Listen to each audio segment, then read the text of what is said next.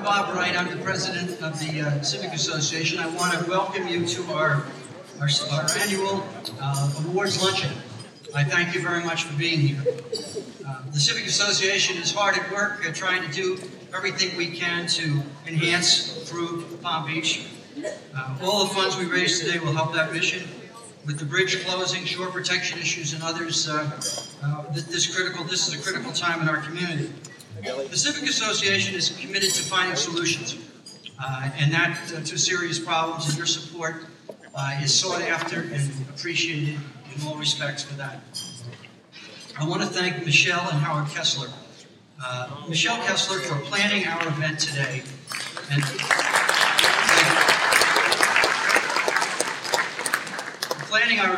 and I want to thank both Howard and Michelle for completely underwriting our awards dinner at their beautiful home last night. We had a wonderful time. Michelle, we have some flowers for you. Would you please come forward?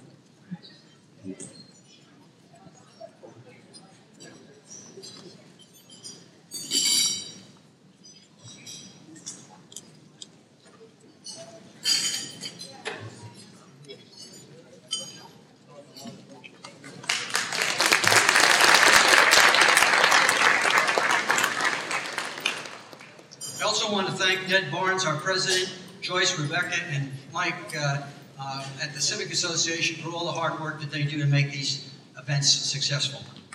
I want to thank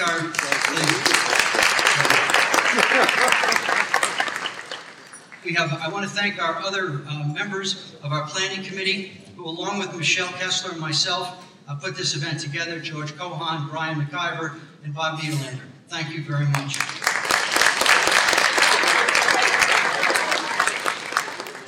We have some special guests with us today. Palm Beach Mayor Gail Caniglio. Please stand up. Town Council Member Bill Diamond. Bill. Town Council Member Richard Clyde. And I saw Town Council Member Michael Pacillo. And Town Manager Peter Elwell. Thank you, Peter. I especially want to thank our sponsors, Brayman Motors and Kochman and Zisco Law Firm. Both are helping make this event possible for the second straight year.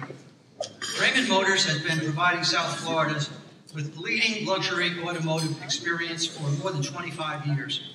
It's the premier retailer of new and used Audis, Bentleys, BMWs, Minis, Porsches, and Rolls-Royce. That's quite a package of cars. And we also, serving Palm Beach and all of Southern Florida. So I especially want to thank you. Brayman representatives are here today. Vince Cerrone was at our dinner last night. Would you please stand? There we go. Thank you very much. Kochman and Ziska PLC represents high net worth clients in the planning and administration of their wills, trusts, and estates, and in residential real estate purchases, sales, and zoning matters. The firm also handles prenuptial agreements, establishing charitable organizations, Florida intangible tax matters, and change of domicile issues, including related income tax audits. There you go. There's something in there for everyone. Ron Kochman and Maura Ziska are here today with us. Would you please stand up? Thank you.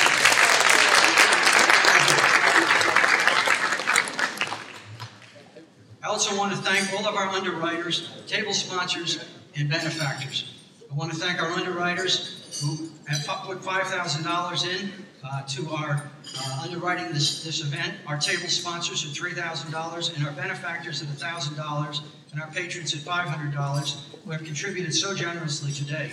Their names are in your program, and I want to thank all of you for coming and supporting our efforts. A round of applause for that group. Thank you. And finally, I want to thank the Breakers and its president, Paul Leone, for helping make this event possible. Paul is a Palm Beach Civic Association director and a friend. Paul, will you please stand and join us for a round of applause? Where is he? Hey, there he is. Joe and Mika will be taking questions after their remarks today. If you have something you want to ask them, please fill out the cards at your table and hand it to Rebecca Malik as she comes by, or bring the card up here to the podium and I will take it. Please enjoy your lunch and we'll see you a little bit later. Thank you.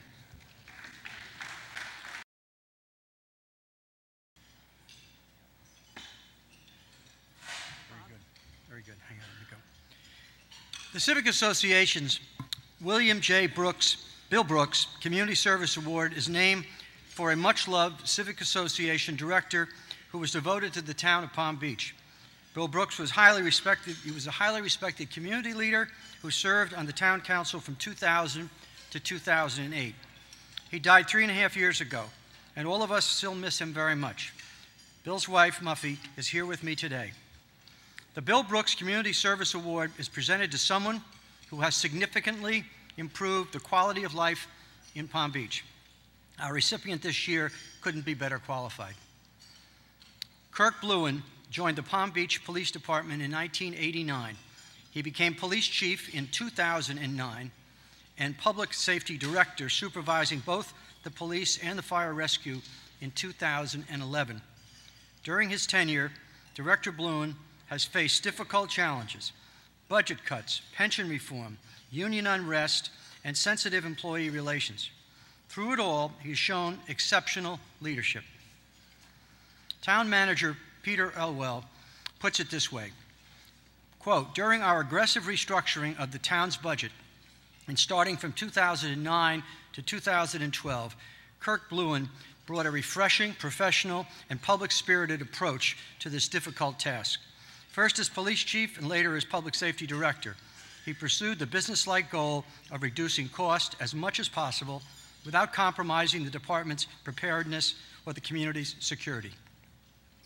Director Bluen cut the police department budget of $15.4 million by 20% to $12.2 million this year.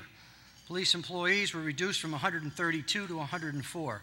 He cut the fire rescue budget by 23% from $14.3 million to $11 million, reducing employees from 80 to 73.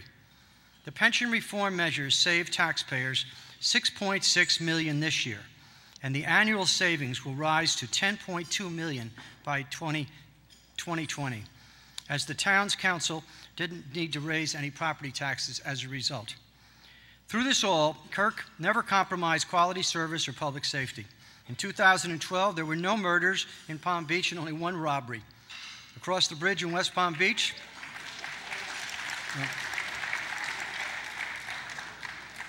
unfortunately, West Palm Beach experienced 14 murders and 235 robberies. Crime rates in Lake Worth and Riviera Beach were even higher. Town manager Ewell says, "It is important to note that as Kirk and his management team were achieving greater efficiency, they were also identifying and implementing projects and policies that were enhancing public safety.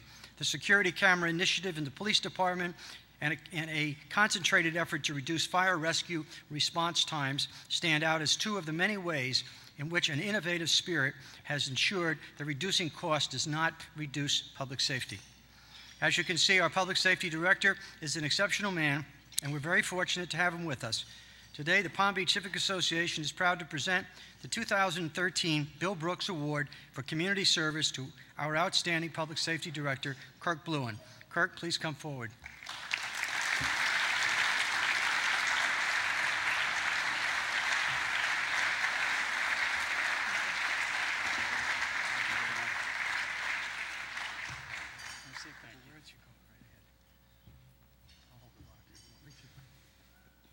I'm humbled and very grateful to you all for this honor, and very proud to serve as your Director of Public Safety. Thank you.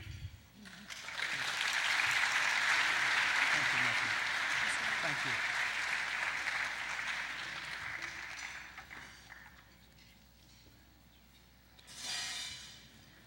Thank you very much, Kirk. Our guests of honor today are Joe Scarborough and Mika Brazinski, host and co-host of MSNBC's Morning Joe, a program Time magazine called revolutionary, and the New York Times ranked as the top news program in 2008. Joe, a former Florida Joe, a former Florida congressman, was named to the prestigious Time 100 list of the world's most influential people in 2008. In describing why he was selected, New York City Mayor Michael Bloomberg said, quote, "Joe speaks his mind without fear of favor. He puts his country before his party. That independence makes him a valuable voice in American politics, and it's what makes Morning Joe such a successful show." Unquote.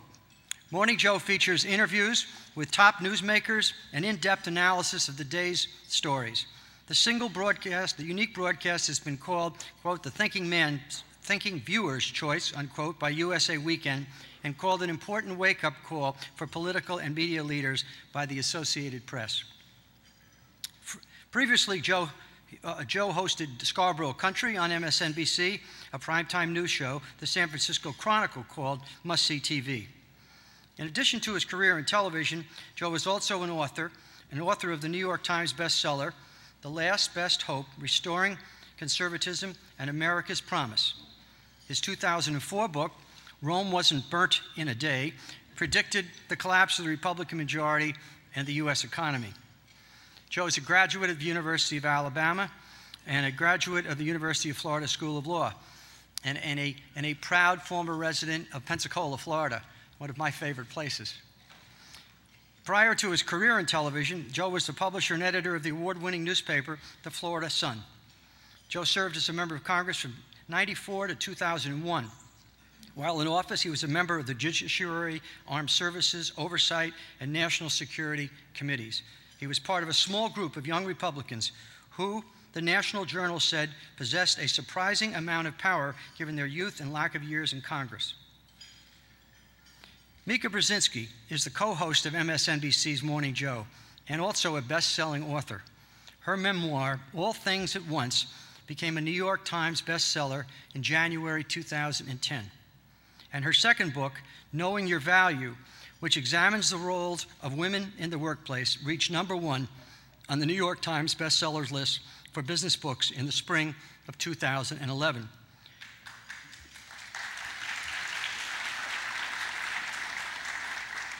She also writes Getting What You Want, a column for Cosmopolitan.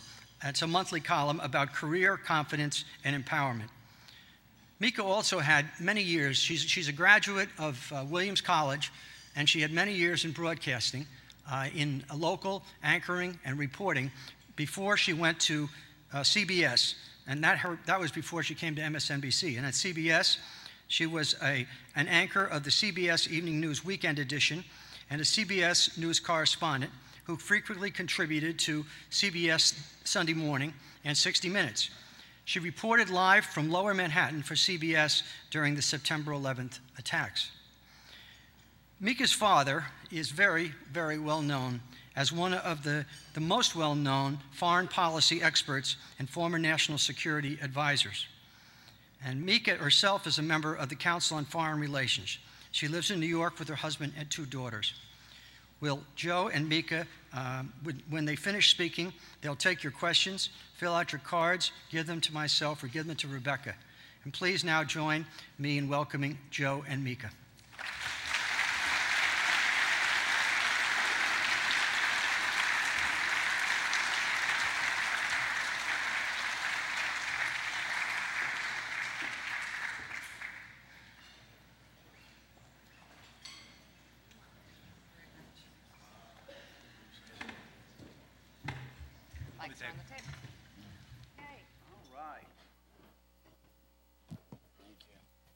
Thank you guys so much for having us. Bob and Suzanne, thank you. Somebody asked me coming in whether Bob used to be my boss. I said, no, Bob is still my boss. Why do you think I'm here? Why do you think I'm here? Somebody said, oh, it must be great being here. This is great promotion, goodwill tour. No, we don't. We really don't need that. We wake up at 4 a.m. every morning. And so Bob called and said, get down here. And so we came down here. Of course, it helps that it's 20 and snowing in Connecticut. So we love being here. Thank you guys so much for having us. And should we ask? We want to thank the Kesslers as well, Howard and Michelle, for being our hosts yesterday as well. Thank you guys so much. Incredible, really. So we did something last night that we'll do again here because Do you think Joe they'll likes, answer? Well, I don't know, but Joe likes to launch into conversations, just blah. Blah. He just blurts forward. I like to kind of know the audience a little bit to get a sense of the room. So if we could be fully transparent, first of all, how many of you have seen Morning Joe? Oh, God. Ah, thank God. This is not Dallas. This is not Dallas. That Dallas was ugly. horrible. Nobody Holy raised cow. their hand. It was 1,500 people. Nobody. Crickets. And I started to sweat. It was the worst speech ever we've ever done. That was ugly. Okay, well, that helps. Okay. Yeah. To be transparent, how many Republicans are in the room? Oh, wow. This is the most thought I Republicans had that I've hives. had in a room with me since I went to MSNBC. That's Okay. good. It's very How many good. Democrats? Come on now, raise your hands. Thank God. There we go. Okay. There we go. Independents? Wow. Well, this is our audience. This is our audience. And we learned last night, you can say not enrolled. Any not enrolled? Unenrolled. Okay, she is. That was like me in law school my second and third year. Okay. Unenrolled. All right. Well, so this is a lot like our audience, as we were saying last night. As you know, I think what makes our show work is the fact that Mika and I come from different backgrounds, have different worldviews, and we invite all different views to our table. And I think that's in part because we're so different ourselves. Very. As Bob Wright said, Dr. Brazinski is her father. He ran U.S. foreign policy for 4 years. My dad ran Dixie Youth baseball teams for 4 years. Nice. George. He's great. I am a conservative, a Republican from the South. Mm-hmm. Mika is a liberal Democrat from the North. I was raised in Southern Baptist churches across the Deep South. Mika Catholic. was raised in a variety of young Marxist League meetings Stop across it. the greater Manhattan area. So, variety You love that one. really is the spice of life. And it is different, but we have a few things in common. His point is we don't agree, but we do have one fundamental thing in common, and we learned this early on as the show was just beginning 6 years ago. Yeah. And that is that our parents are really mean people. They're awful. Crazy. They're just torturous. mean. Yeah. And why don't we just start with Dr. Brzezinski? Yep. And I warned He's you. not I a told nice you. man. I told Joe, don't you dare have him on the show. So Don't do I it. decide we're starting Morning Joe, and doesn't it make sense to have Dr. Brzezinski on? Because after all, ran U.S. foreign policy. He always has an opinion. Yeah. Sometimes it'd be better off to have a few less opinions, or at least keep them inside his head, kind of like me. But I thought he'd be a great guest, so I said, let's get your dad on the show. It'll be great. Mika said, Don't you dare. don't do that. I said, why not? Because you just don't want it. You just don't want Dad on the show. I said, come on. I figured I could handle him. I'm a Southern politician, you know us. I feel your pain. I mean, we can handle anything. So we get him on the show, and I don't know what I was thinking about that day, Mika. But for some reason on that day, I decided that I was going to lecture the architect of the Camp David Accords on Middle East peace. And I went on for about 5 minutes. I was very impressed with myself. Mark Foley can tell you I've been impressed with my ability to talk since I was in Congress, right, Mark?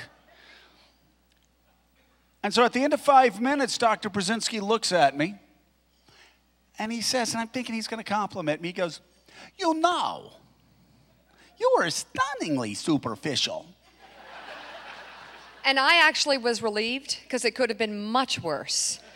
I tried to explain to Joe that that was actually Brzezinski-style affection. That was him saying, you're in. You know, I don't need affection that badly. I don't. Well, that was I warned you. It's on TV, and I found out that it was the family, actually. That's just the way the Brzezinskis are. I met Ian Brzezinski, who worked for Donald Rumsfeld. He's my Republican brother. The black sheep of the A family. neocon. They don't talk to him. He is such a Seriously. neocon. Oh. Give this guy a couple of tanks, he would invade Canada, He would. George. I swear Sorry, to George. God. He would take it. He would take Canada. He would take your McDonald's. He would take the shale. Yeah. Well, it's ugly. He is a right-wing He drives neocon. a tank. So I met him at Tim Russard's house in 2007, Christmas, at a Christmas party right after the show launched. And I said, your sister is so great. She's so intuitive. She's one of the smartest people I've ever met. And Ian said without blinking, you do know she had the lowest SAT score in the history of Williams College. And I did. He It's was like just they're all SOBs. conversation. And then I met 6 months later Mika's mom, this #1 bestseller book, All a Things sculptor. at Once. She's a sculptor. She's this crazy Czechoslovakian artist. She's amazing. And so we have the final book event. It's in Washington. I invite Mrs. Brzezinski because the book is dedicated to Mika's mom. I wish you hadn't done that. I invite her up. I said, here's a microphone, Ms. Brazinski. Tell us something about Mika that nobody in here knows. Mika starts shaking. Her mother grabs the microphone, and she goes, let me think. You know, Mika had the lowest SAT score in the history of Williams College. They are mean people. Yes, they But are. there's some positive sides. Look, it's a tough family. It was a tough crowd. My other brother, Mark, is a Democrat. He actually works for President Obama. And Ambassador to Sweden. He's the ambassador to Sweden. That's great. And we have very diverse points of views. Right. And we were brought up to fight over the dinner table over everything. And my father liked to incite these fights. And it's a very critical family. And it made me prepared for exactly where I sit every morning on the set of Morning Joe. Exactly. I'm good. Exactly. But you also had, though, and I loved the story you told when you were on David Letterman about having Deng Xiaoping for dinner, and David Letterman said that must have tasted great. But talk about the night, and this was 1978, when China and America's relations were normalized. It actually happened in the Brzezinski household. How did that work out? My father was the architect of that, and one of his ideas was to have Deng Xiaoping for dinner at our house as opposed to a state dinner at the White House. So, stop.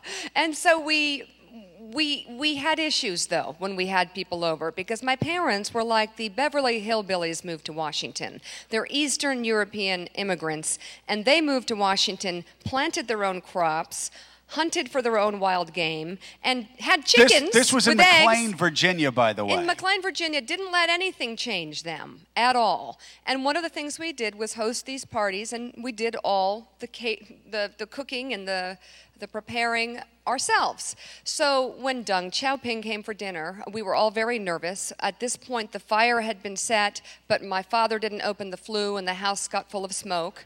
My mother opened the champagne and hit my dad in the eye.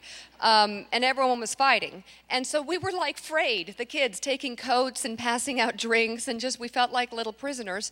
And I tripped and I fell, and the caviar went right on Deng Xiaoping's crotch.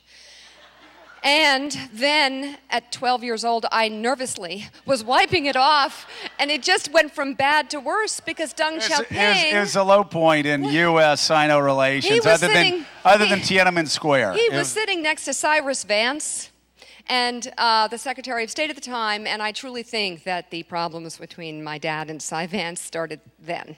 I really do. He looked horrified. Also, we had to have one more story, and then we need to move on. Yeah. You talk about really quickly the night that your mother fed roadkill to Pamela Harriman. You want to do that one? Okay. Seriously.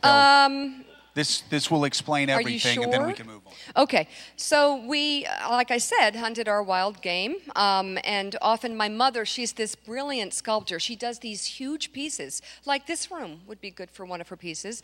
She works with a chainsaw and an axe. She still does today, so do not get her mad when she's holding the axe. And she works with wood, and there's always sawdust all over her. And when my dad was in the White House, she was just absolutely committed to keeping her art career alive, even though she would rush off to the White House and do state dinners and be by his side. So she'd be juggling a chainsaw, 3 kids, and being a White House wife. And sometimes I'd come home, and there would be a chainsaw going in the back and a dead deer hanging from the tree. And I'd honestly worry about bringing friends home because she would gut the deer and drag it into the house. My brothers and my father would kill them. And one day, I was being picked up at school, and my mother was in her trademark, like, Army airline suit. It was an art suit that she wore that I think a pilot wore. And usually it was covered with sawdust and plaster or something she was working with. But this day it was covered with blood and sawdust and plaster. And I thought, oh gosh, something got gutted. That's too bad. I get in the car and I feel like we're not alone. And I look in the back, and I hope Bob and Suzanne aren't regretting having us here today. I look in the back and I see a hoof. And I'm like, Mom, is there a deer in the car? Because it's the middle of the week. We usually get them on the weekend. And she's like, oh, yes, I found it on the side of the road. It was still warm. Don't worry, it's fresh. And the best, and I'm thinking here, this doesn't make any sense, but I'm going to just let it go because it's my mom. And I'm thinking to myself that, and she says, and the best news is, I split it with a farmer, and I got the best part. So think about this. McLean, Virginia, Old Dominion Road, where is there a farmer? And who has the tools to cut this thing in half? My mom in her pickup truck. So we're getting closer to home, and she goes, and the best news is I don't have to worry about Thursday night. Cut to Thursday night, and the kids are taking coats and passing out cocktails, and hopefully we're not getting in some stressed out fight before the party. Pamela Harriman comes in, senators come in, ambassadors come in. We're serving on the right, on the left, and I'm serving venison, and people are devouring it. They're loving it. And they're like, Mrs. Brazinski, this is a fantastic meal. Who is your caterer? And yeah, I freeze because I know she's going to tell the truth. I know she's going to tell the truth. And without missing a beat, she goes, oh, I don't use a caterer. I found this on the side of the road. And the entire room freezes. I stop. I'm thinking, I'm holding the venison. And I'm thinking, oh my God, this is one of those moments where the disconnect between my mother and the rest of the world is plainly clear to me. Like nobody gets her. And she doesn't get that they don't get her. And everybody freezes. Pamela Harriman literally spits it out. The whole episode was in the style section of the Washington Post. And to this day, even though I've written about this, my mother has absolutely no idea what was wrong with that. And I love her for it. No doubt about it. Now listen, we have crazy parents. You think mine are crazy? I met Joe's, and they actually rival mine. And your first foray into politics is the perfect example. Yeah, it was 94 when Mark and I were running, and it was a crazy time in 94. And I remember telling my parents I was going to run for Congress. I was 29. I had no money, no name ID. Nobody knew who I was. But I wanted to go to Washington because I couldn't stand Bill Clinton. He drove me crazy. You know, like he'd be like, I feel your pain on TV. And I'd be like, he's lying. You know he's lying. And so I went to tell my parents that I was going to run against Earl Hutto, who was a 16-year incumbent and the chairman of the Military Construction Committee. And up in Northwest Florida, we basically have beaches and military districts, and that's it. He's unbeatable, right? I mean, this is L.A., Lower Alabama, the Redneck Riviera. They had not sent a Republican to Washington since 1872. And they hung the last one they sent up there. So I had no chance. But I thought my parents would be excited because my parents were so conservative. They still think Richard Nixon was framed. So I tell my dad, Dad, I'm going to Washington. I'm going to make a difference. I'm going to run against Earl Hutto. My dad said, that's great, Joey, but I'm voting for Earl. I turned to my mom like, Ma, help me. She's crying. She said, I'll vote for you. And so I was an optimist. I figured running against a 16-year incumbent, no money, no name ID, never been in politics, didn't know anybody in politics. And in the first household I campaigned in, I split it right down the middle, 50-50. It was great. I won, got 62% of the vote, because I learned that year what Mark learned that year. You didn't need your dad's vote to win. You just needed a picture of your opponent with Bill Clinton. And I had it. That's the good news. The bad news is, after you win, you go to Washington, and what's the first thing you got to do? Meet the president. It's like, I'm not going to do it. I hate that guy. But there I was going into the East Room, and I'm turning around, and I'm so angry, and I can't believe I'm here. Can't believe I'm here. And I stop and look, and there he is, Bill Clinton in the flesh. Now, I know a lot of you have met Bill Clinton. I know this because I usually ask the question, how many people have met Bill Clinton? Now, you ask that of most presidents, you get one or two people raising their hands. Bill Clinton gets around. A lot of people have met this guy. And so the first time you meet him, he looks like he's 8'2". He looks like he's Mutombo, the guy in the Geico commercials. It's knocking everything down. And I'm looking at him, and he's looking at me. And he says, "Hey, it's Joe Scarborough." I turn around, turn to my wife, and I go, "He knows my name. The president knows my name." And he comes over and he starts shaking my hand. He said, "I sure would love to go to Pensacola sometime again soon." I'm like, "Would you?" And he's doing the full Clinton. His hands are all over me. It doesn't matter if you're a man or a woman. It's just all over you. And I was seduced, friends. I was seduced. Monica had nothing on me. I was just... It's like, "Come over here, baby." And we were hugging like old friends. The photographer starts taking pictures of me. I was like, "Oh, sweet Jesus." I pull away. I knew I had ruined my political career that first night. And I go home, and I'm washing my hands furiously like Lady Macbeth. But the stain doesn't come out. You know, I actually disliked the guy so much I felt guilty about it. I saw Erskine Bowles on the Hill one day, who was then the president's chief of staff. He's a real good friend of ours. I said, "Erskine, I got to admit, man, I love you, but I can't stand your boss." And Erskine said, "Don't worry about it, Congressman. He hates you too." And he did. And Hillary did. Oh, now, and you should see them today, and we'll wrap there with that message, because you should see them today.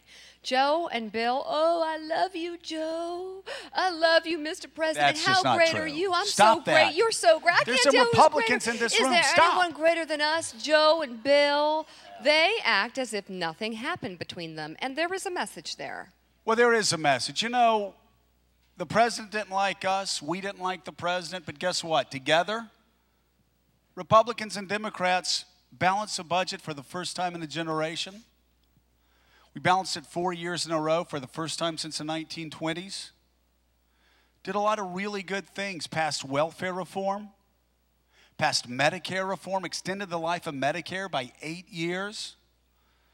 Cut taxes. Cut capital gains tax. Cut the death tax. Paid down the Social Security debt. Did a lot of good things. And you know, every time Bill Clinton and I start talking about all the things we did together, we always get an email from David Axelrod, who can't stand it. He's like, "Excuse me, you did impeach this guy." And the last time that happened, you know, Bill Clinton actually laughed about it and said, "Exactly." And the fact that we got so much done together, even during a constitutional crisis, shows that Washington can work. That's what we need now more than ever. We really do. We need people who are going to put their country ahead of their political party. We are in trouble as a country. We've got a $16.5 trillion debt. We've got a demographic time bomb. Well, let me ask really quickly, and then we'll go to questions. How many baby boomers do we have here? Raise your hand. Be proud. Raise them up. Raise your hand. You all are the scourge of humanity. In the 60s, you gave us Woodstock. In the 70s, polyester. I see some of you wearing it now. Disco. In the 80s, Wall Street greed. In the 90s, you gave us Bill Clinton. I could stop there. But now you're going to bankrupt us. You know, and we were talking about this last night. When FDR started Social Security, life expectancy was 62, right? 62. You didn't get your check until you turned 65. That's a plan a conservative can even support. You pay in your whole life and you die before you get the check back. Now listen, I went to University of Alabama and I'm not good at math. But then again, we don't have to be because every year we only have to count to number 1. But anyway, Roll Tide. We got some Notre Dame fans here, Bob. And some imaginary girlfriends with it. But anyway. You get it? Anti-tail? All right. But in the 1950s, we had 15 people working for every one person on Social Security. Today, we got 3 people working for every one person on Social Security and Medicare. 10 years from now, 2 people working for every one person on Social Security and Medicare. This is not about ideology. This is about math. And if we have politicians that have the courage to tell the truth to their base, if Republicans have the courage to tell the truth to their rabid base on the far right, and if Democrats have the courage to tell the truth to their math-denying rabid base on the far left, then we can fix this country. You know, we've got them outnumbered. We really do. Everywhere Mika and I go, we hear the same thing. Americans want their leaders to work together. I think it's time we start demanding more of our politicians in Washington. So thank you guys so much. Bob's here with questions, and he's got a lot of them. So you ready to answer? Sure. Okay. We'll start with some easy questions here. Good. I think Mika, in view of the roadkill comment, this may be yours. What's the world's best vodka? Wow. I don't know. I tend to dabble in a lot of different vodkas. There's a good Polish vodka that my dad brings to the table every Christmas, but I like Grey Goose, actually. Okay. And believe it or not, Donald Trump makes a great vodka. Try it. Okay. Really? He does. It's really good. Trump vodka. Now, yeah, and by the way, Donald is so shy, you would never hear that from him. He actually said it's the greatest vodka in the world. Mika, try this vodka. It's the greatest vodka ever. Good. So. All right. This is for you, Joe. You gotta be careful on your answer here. Okay. Do you think Liverpool can make it into the Champions League spots following their 3-2 win over the Spurs yesterday? It was very exciting. Who's the one soccer fan here? Who asked that? Good for you. Good for you. Good for you. It was a comeback. It was quite a comeback. Yeah, people have a hard time figuring out why a guy from the Redneck Riviera loves English Premier Soccer so much, but I have adopted Liverpool. The answer is no, but here's hoping. All right, here's one here. This is a resolution of an on-air viewpoint. Joe, why do you pick on Lewis? Because you love him like a brother, or you're trying to make him pay his dues? Come here, Lewis. Look at Lewis. Come here, pretty Look at boy. Lewis. And Come Lewis, don't talk. Please. Don't talk. It always makes things worse. It's just better that way, Lewis. So, okay, I want everybody, why do we pick on Lewis? Okay, look at this guy. Look at him. Okay, look at him. Here. Why wouldn't we? There you go. Hang on. Here, look over there. Over here. Show him profile there. Look how pretty he is. This guy has a delicate bone structure of a bird. Now, what we do is we pick on Lewis so much because we've told him he is so beautiful as a man. If we don't, everybody will hate him. Right? You remember that old commercial? Don't hate me because I'm beautiful? That's Lewis. We've taken that one off the list. There's still Yes. about 15 other excuses for Lewis, but what have we shown you, Lewis? Oh, The world. You've shown me the world.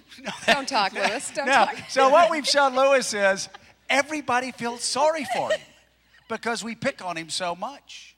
Don't you feel sorry for this guy? Aww. He's beautiful, though. All right, you can sit down now. Lewis is his producer. Lewis is our producer, really and talented. he started doing way too early at 5:30, from 5:45 actually to 6 o'clock, and he's telling us we're very lucky to have him there because he gives us the Bergdorf bounce before the show starts I think at he 6 called o'clock. it the bump, but So, whatever. yeah, his mom watches, and that's about it. Okay. Okay, here's a more serious question for either of you or both of you. Shouldn't President Obama have foreseen the mayhem existing in the Middle East, basically when he went into Tunisia and Gaddafi and Egypt, and considering there were no real government institutions in those countries that could be relied on? Well, Not true for Egypt. I just don't know that the president had a lot of different options. I think we were all sitting and watching what happened in Tunisia, and when somebody with a push cart can be abused by the government and start a revolution across the region, it's hard to second guess what this president or what any president would do. I will tell you that in Egypt, when the Arab Spring really took off in Egypt, we had a lot of ambassadors from the Middle East warning us that we didn't want to throw Mubarak away. And if we did that, we would be sending the wrong message to Saudi Arabia, and we'd be sending the wrong message to a lot of our allies there. But again, I think the greater danger is the United States of America continuing to try to micromanage everything that takes place in the Middle East and across the world. We have found that a lot of times, we've all heard the road to hell is paved with good intentions. We've spent the past 10 years paying for active involvement in the Middle East. Not only in Iraq, but we're in an endless war in Afghanistan that's costing us $2 billion a week. And we've got to start reinvesting in this country and stop trying to rebuild every other country across the globe.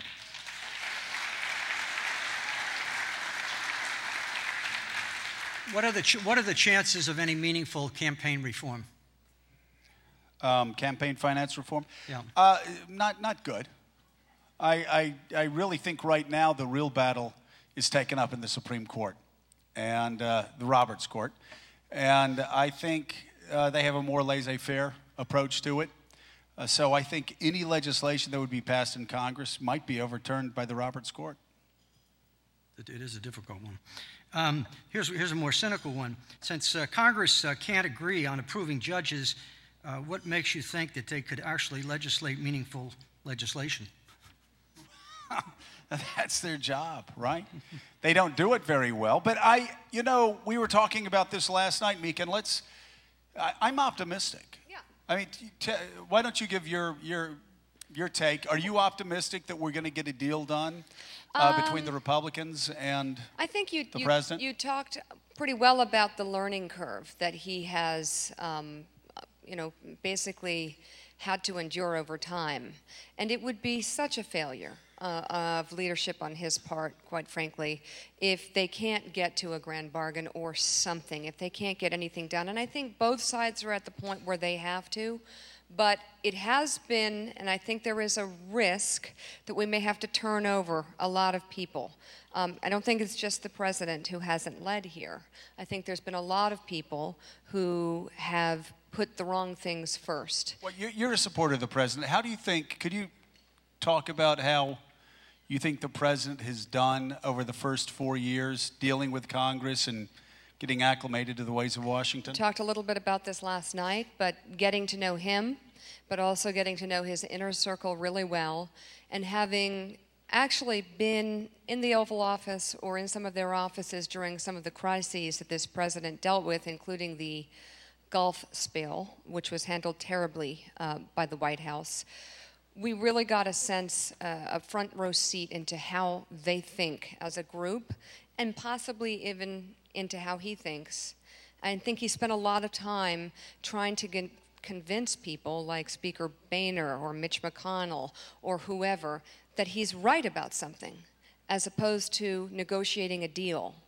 And it's funny, you know, on the show you would talk about over the years people in the White House not having enough experience running things, not having enough experience running a business. And I was a little reticent to not fight back on that because I really believed in him and still do. Having said that, I have learned the power of negotiating well.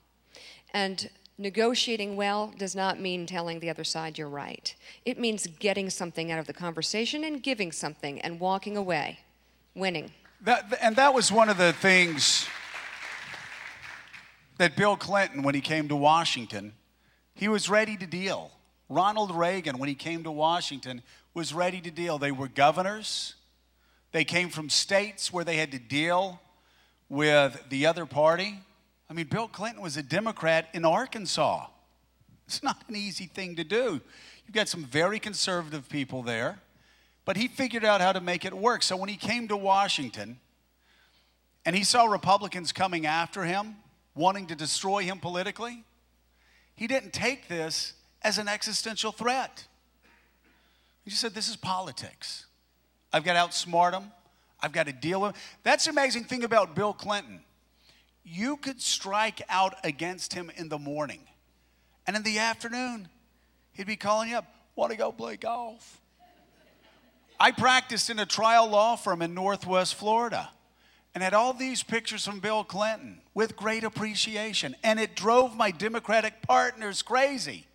Why is he thanking you? You impeached him. And I said, that was the amazing thing about Bill Clinton. There's something the president and I were talking about. Was it here? The golf thing here? About a month ago, I think. The PGA, Phil Mickelson had an event for, what's that? Birdies for the Brave. And we were talking about a month ago. And what President Clinton said then is, great politicians have short memories. Just like men. Just like men. Exactly. We're distracted. So, the most important thing about that is the fact that if you're Barack Obama, you can't worry about what happened 4 years ago, or 3 years ago, or 2 years ago, or 6 months ago. Or yesterday. Every day is a new day. Every day is an opportunity to make a deal. Again, George was talking about, by the way, he gave us, what a generous guy George is. Thank you. He gave Mika and me free gift certificates for any time we went to a McDonald's in Russia. Really, George? I got one for Canada, really? too. I have a Canada one. Really? You know what George did? And this is an important story. I think those are You were dating, too. so cheap. Seriously. You're like my dad. You are like Dr. Brzezinski. George started talking seriously to the Soviets in 1976. In 1976, the height of the Cold War. And he kept talking to them. And he kept talking to them. And you know what? Getting to know the communist leaders. Getting to know the people over there. Building personal relationships. It works.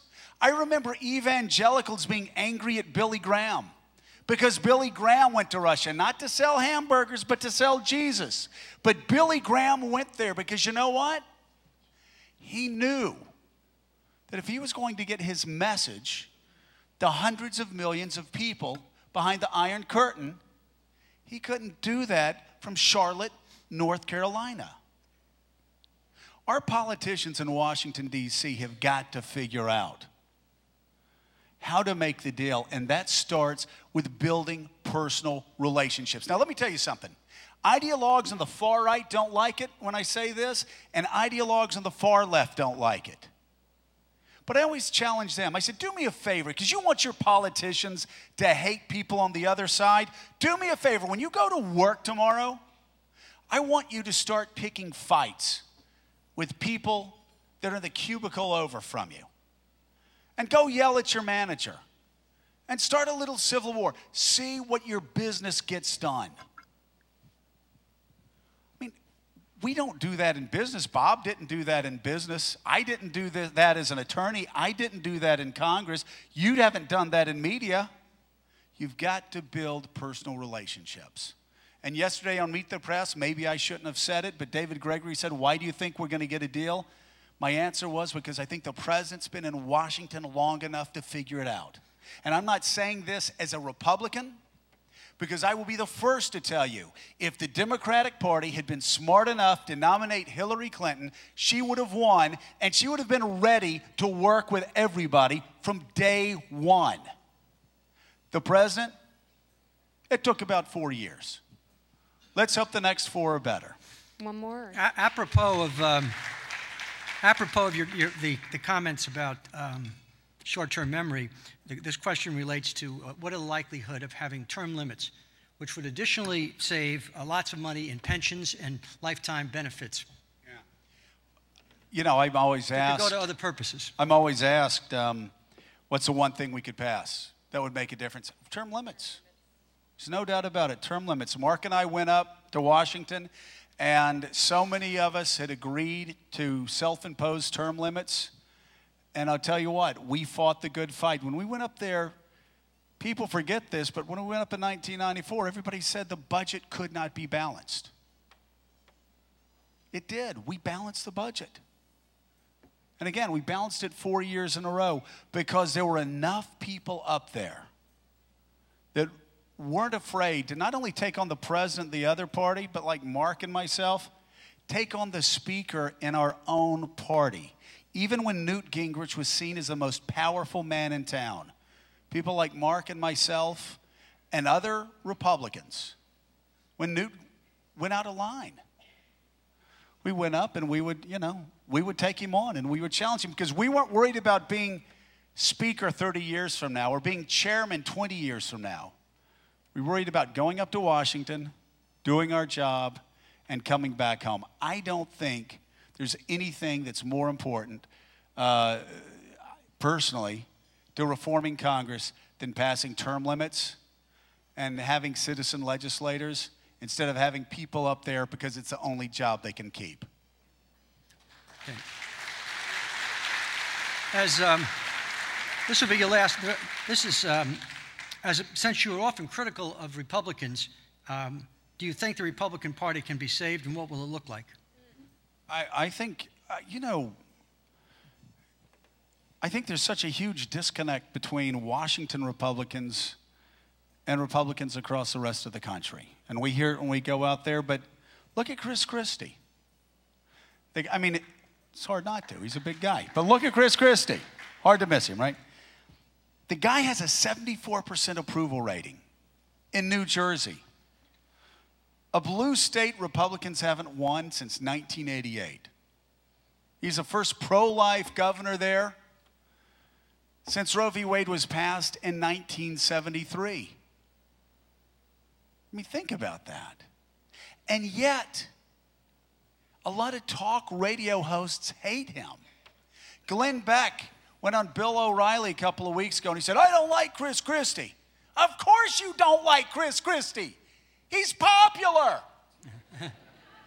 You've been working your whole life, Glenn Beck, to drive women from the Republican Party. It has to drive you crazy that Chris Christie has a plus 20 gender gap with women, except they're on his side.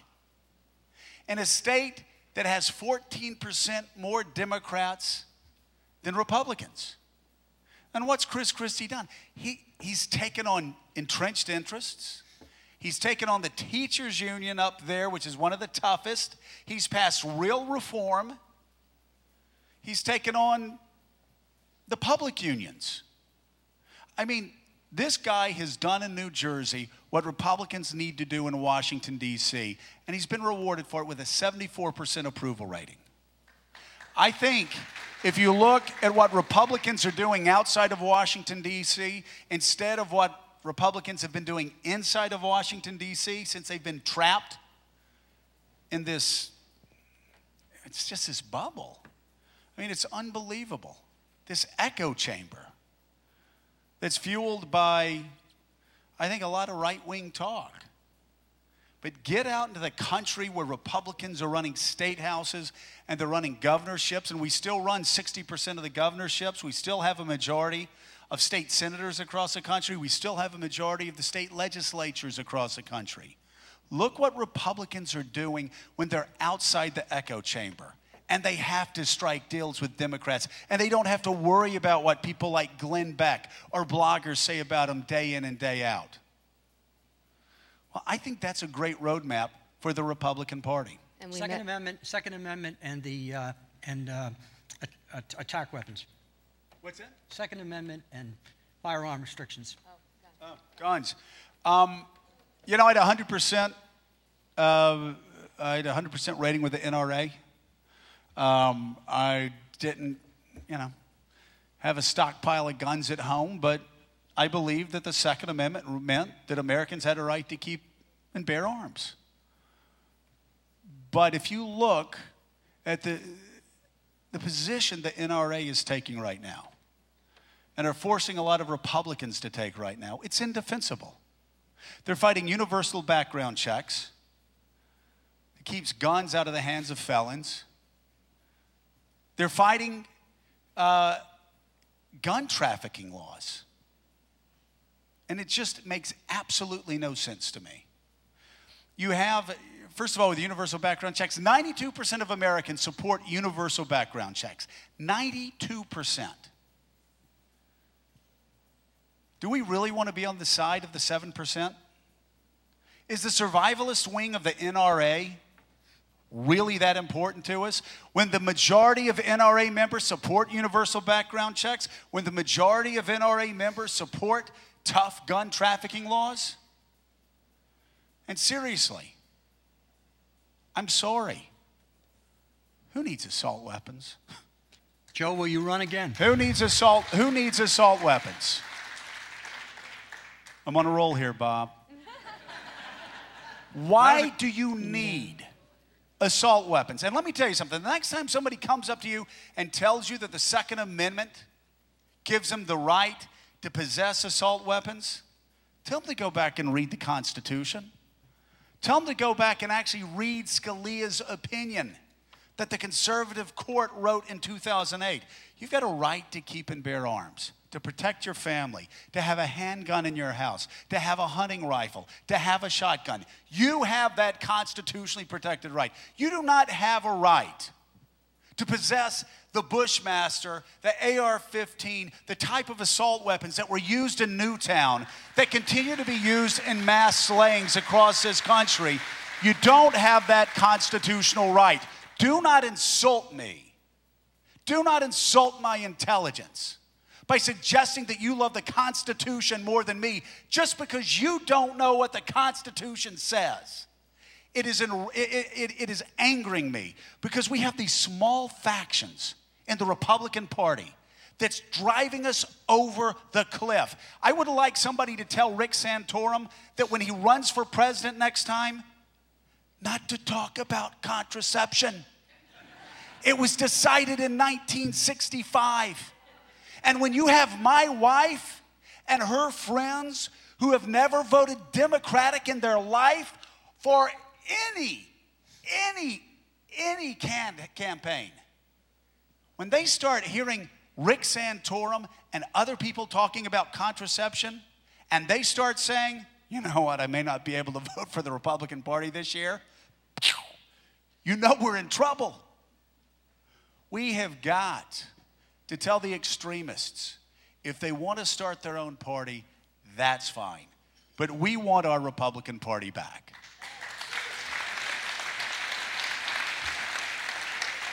Will you run for office again?